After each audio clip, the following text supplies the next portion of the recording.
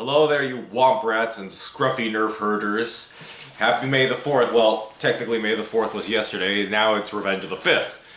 And what better way to celebrate than watch a Star Wars movie? So, I've been on a kick with a lot of these re-releases going to theaters. I just went to the re-release of The Mummy. A few months ago I went to the re-release of The Wizard of Oz, which the review, by the way, is complete. I just have to film it and figure out what the skit's going to be. But anyway, we're talking about Star Wars. So, I got my Star Tours jacket all ready, and what movie are we going to see? The Phantom Menace. Everyone's favorite. Okay. So, I'm actually, while Phantom Menace is by no means my favorite Star Wars movie, it holds a special place in my heart because it's the first Star Wars movie I saw in the theaters. It's not the first Star Wars movie I ever saw, but it's the first Star Wars movie I saw in the theaters, like I just said. And when it came out, it was a big deal. I do remember the hype for Phantom Menace. I remember the commercials. I remember Pizza Hut had these like toys that you could get. I remember Taco Bell had stuff too. I remember the merchandise for Phantom Menace, as in all the figures. I got I'm gonna say in another video coming up. I had a clip coming up. I had the C-3PO figure, the Jar Jar figure. I believe I had R2-D2. I was obsessed and very excited. Let's take a look at some of the Star Wars merchandise that I have that's Phantom Menace related, at least. Hold on. So let's take a look at some Phantom Menace stuff that I do have. I have the 6 movies. I don't have the sequels because, well, for a few reasons. One, I'm not really into the sequels as much anymore. And also, when it comes to physical media, I like how these were all numbered. I thought that was very nice, and I'm annoyed that they stopped doing that. But here's the Phantom Menace.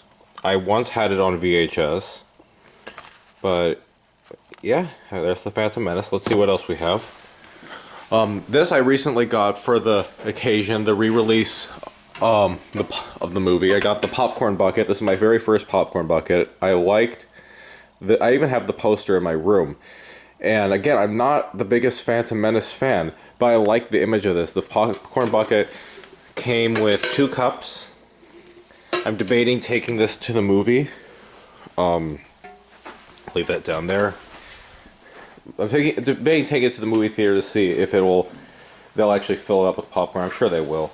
I have the only Phantom Menace figure that came out when the movie was released back in the 90s is this Queen Amidala figure. I did have the Jar Jar Binks, the R2-D2, and the C-3PO figure though.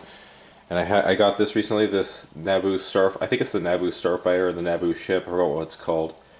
But that was pretty cool. I have a Jar Jar Binks figure, Qui-Gon Jinn, and I think that's all from Phantom Menace at least. But yeah, those are my Phantom Menace memorabilia pieces. And again, this Padme Amidala is the one figure from when the figures came that I still have. The one figure from the 90s that I still have. I just thought I'd show off some of the Phantom Menace stuff, even though a lot of that merchandise is not when the Phantom Menace came out. It's still... look, I'm not going to deny it. I'm not a fan of the prequels, even though I have prequel merchandise. But I'm also not a fan of the sequels either, really. The only Star Wars movies that I really enjoy watching are, at least as of right now, episodes 4, 5, and 6. And so the prequels to me have a lot of flaws, and I will admit for the longest time I was an active prequel hater. But what saves the prequels for me is the Clone Wars and seeing interviews of what George was going for. And I'm wondering if that's going to change when I see the film itself. I might do a follow-up video after I go to the movie. I have to charge the camera, it's already dying. I thought I charged it. But I am excited to see this still. And if they do Attack of the Clones and Revenge of the Sith, I will go to the theaters to see it, because the prequels, whether you love them or hate them, for 90s kids, that was our Star Wars. That was very nostalgic for us. I remember everyone loved Revenge of the Sith. I remember stores would do such great care at promoting these Star Wars movies. It'd be like a big event. There'd be a whole aisle dedicated to Star Wars merch, and they don't really do that anymore, which depresses me. So we're going to get ready to go to see Phantom Menace, and I'm going to take you guys along with me. And if we have time, we'll talk about the thoughts on the movie afterwards. All right. So let's go to the movies. All right. So we're in the car, and we're driving to the theater, and there's only one song that should be played on our way to see Phantom Menace. Hopefully, I don't get copyright struck. I'm in the parking lot, and it's already more packed than it usually is. Can't really see. Like, this is the theater I normally go to, and trust me, it's more packed than it usually is, so let's go in. Alright, just got out, and yeah, it's kind of exactly as I remembered it. Or, let me rephrase, you know what, let me wait until I get back home, hold on. Hey, it's the next day, so yeah, let's talk about the Phantom Menace and what I was kind of trying to go for and what I was stumbling around. It's a really, in my opinion, stupid movie. I don't know if it's a George Lucas thing or the actors just were unclear of what to do, but I think the acting is really wooden. The plot is kind of nonsensical. I mean, at an older age, I get what he's going for now, but I think for a general kid, I think a lot of the stuff about the Trade Federation, taxation, blockades, all this stuff is going to go over kids' heads. But the thing I will admit is when you're older, it makes a little bit more sense. And again, when you have the Clone Wars and more of the novels that explain stuff, it picks up. But you shouldn't have to watch a spin-off show or read a book to understand what the Phantom Menace is going for. Things that I do like, I think, while I said that it's really stupid, nonsensical, it's at the same time very fun. Or at least there's fun things to enjoy with it. Like the lightsaber fight is really cool. I personally, my favorite lightsaber fight in the Star Wars franchise is the one between Vader and Luke in Empire Strikes Back. Because I always thought that was like a chess battle with lightsabers. But the stunt work is undeniable especially with Ray Park as Darth Maul. The stunt work between the actors doing these lightsaber fights is incredible. The visual effects, while some don't hold up, are still revolutionary for the time. Brandon, who you know from 7 out of 10 reviews and who's been here, has always told me that Jar Jar is one of the first, if not the first, motion capture character put to screen. I don't know if he's the first. He might be. He might actually be the first, even before Gollum. I think he is before Gollum, actually. And Lord of the Rings came out, 2001? Jar Jar is probably the first motion capture character we had. Someone check that if I'm right or wrong. So, yeah, as much as I don't like Jar Jar, I don't like Jar Jar. I don't hate him like a lot of people do, but I don't like him. But I think there's no denying what I saw one review. Jeremy Johns talked about how George Lucas is really good at world building, and he is. He's starting to explain the political side of the galaxy and how the Republic does turn into an empire, and just the very different planets are very different from what we get from like Tatooine. It's a desert planet. Hoth, it's a snow planet. Endor, it's a forest planet. This, Naboo, Coruscant, and I mean we do get Tatooine again, but they're all very different environments than just basically an elemental planet. I think it is. I will echo what Red Letter Media said in their very famous now Phantom Menace review. It's kind of hard to decipher who the main character is. I would argue it's a little... Actually, no. It is easy to decipher who the main villain is, at least, because as a kid, though, I thought the Phantom Menace was supposed to be Darth Maul. I now realize the Phantom Menace is Palpatine. And I don't even know if it was meant to be a mystery that Sidious and Palpatine are the same individuals, but how they frame certain shots, well, especially the ending at Qui-Gon's funeral, is very obvious that it is pretty obvious that they meant for us to know that Palpatine is Sidious.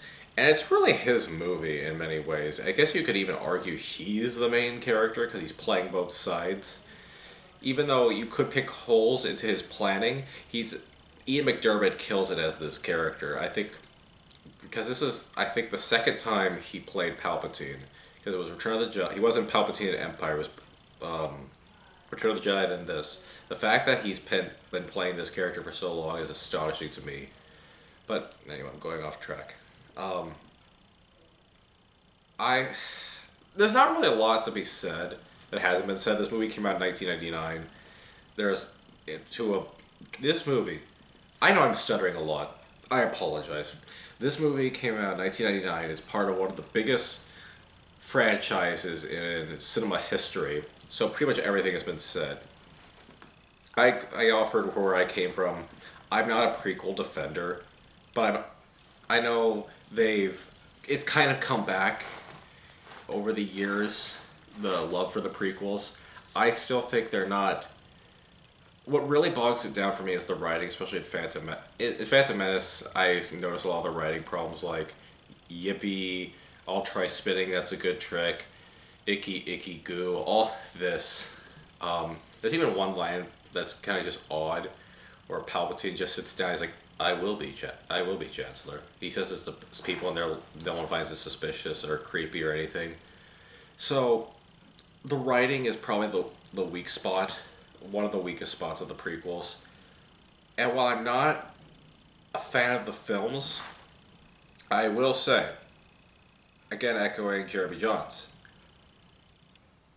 they make me appreciate this movie made me appreciate the prequels more, because say what you want about them, and I am gonna compare them to the sequels a little bit, because when I say let me try that again. Hold on. When Force Awakens came out, I excused it basically being a rehash of A New Hope, because we have to show that we can make a Star Wars movie. But at the same time, I really appreciate George showcasing his vision for this universe and its history and all that. I appreciate this is a man who took different types of mythologies, different types of tales, and did something original, I guess is what I'm trying to say. Whereas, even if it doesn't really feel like Star Wars all that much in The Phantom Menace, he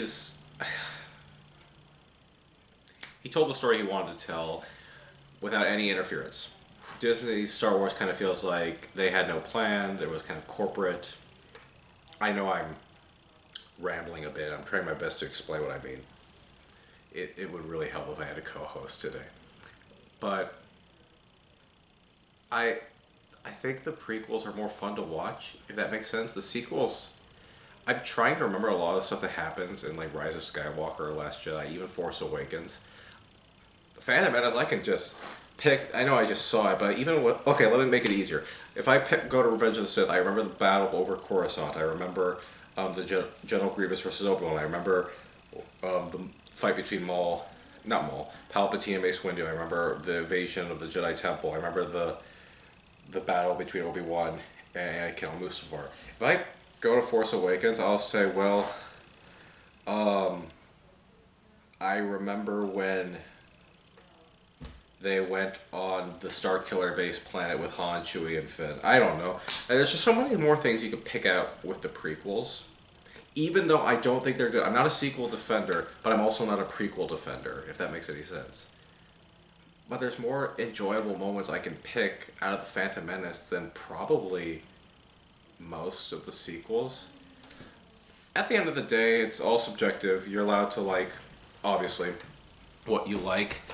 But I won't deny, as much as I don't think The Phantom Menace is a good movie, it's a fun movie, I don't think it's good. There is a difference. But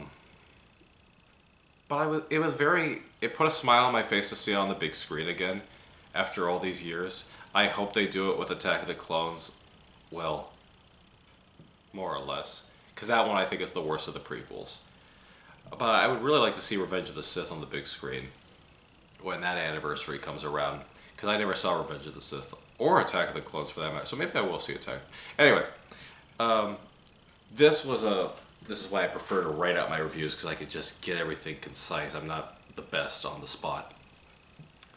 So I'm glad you guys got to join me going on this little adventure to see the Phantom Menace. I guess you'd count this as a review. I'm not going to count it as just more of a vlog kind of thing. And yeah, if you have the chance to go see Phantom Menace on the big screen, whether you think it's a good movie or not, I still think you should go see it. It's a Star Wars movie, and we haven't had one since The Rise of Skywalker. So yeah, I'm gonna end it right here. I've been going off, rambling away. Man, this review's just about as nonsensical as, well, the movie. Take care.